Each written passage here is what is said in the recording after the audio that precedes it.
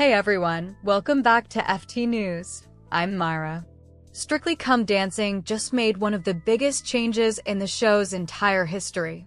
And fans are seriously divided already.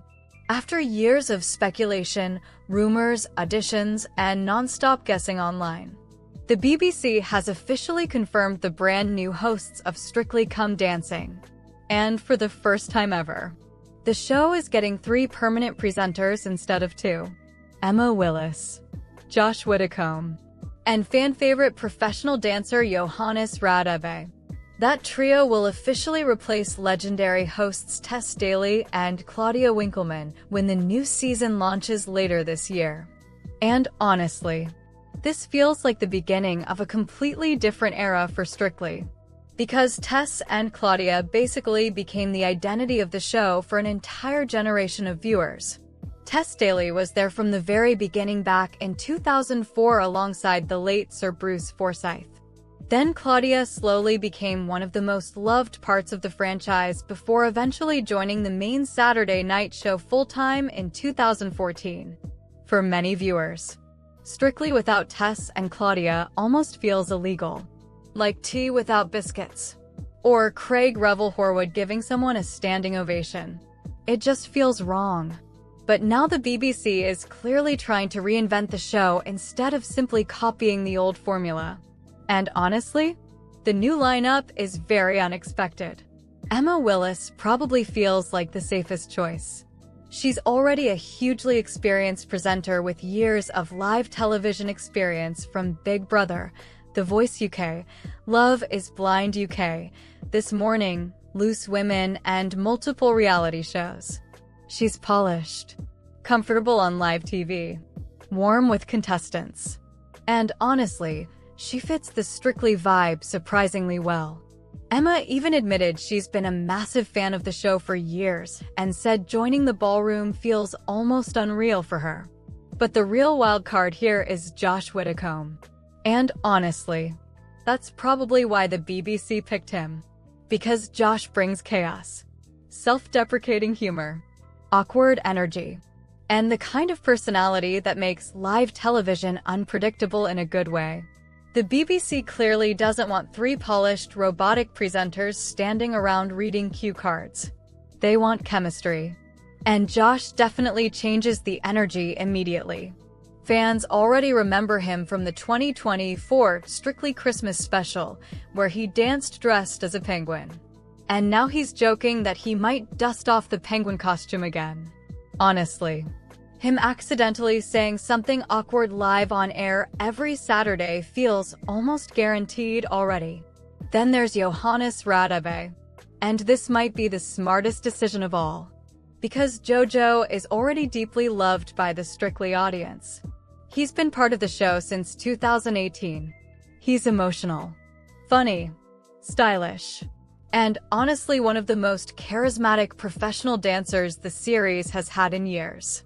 His partnerships on the show became huge fan favorites, especially his history-making partnership with John Waite back in 2021. So bringing him into the presenter role feels like the BBC trying to keep longtime fans emotionally connected during this huge transition. And honestly, he's probably going to bring the heart. Because Emma brings professionalism, Josh brings comedy, Jojo brings emotion and ballroom knowledge. That's probably the formula the BBC is aiming for. Still, not everyone is happy. The reaction online has already been very mixed. Some fans are excited because they think the lineup feels fresh and modern. Others think replacing Tess and Claudia together was way too risky. And many viewers were convinced other names would get the job. Especially after reports revealed the BBC had been testing multiple major personalities behind the scenes. Apparently presenters like Zoe Ball and Rylan Clark were seriously considered during the audition process. Rylan even admitted afterward that he had been in the race before congratulating the final trio. And honestly, a lot of people online thought Rylan would get it. Because he already has strong BBC connections and huge reality TV experience. Meanwhile, Zoe Ball apparently joked that she went through the 7 stages of grief after not getting selected, which honestly sounds both dramatic and very relatable. The BBC itself described the new trio's chemistry as undeniable, and apparently the moment they appeared together during auditions, executives immediately felt it worked. But chemistry on a screen test and chemistry during months of live television are very different things. That's the real challenge now, because Strictly is not just another TV show. It's one of the BBC's biggest entertainment brands ever. Every single detail gets analyzed. Every awkward joke becomes a meme. Every hosting mistake trends online instantly. And the pressure becomes even bigger because the show itself has already gone through difficult years recently.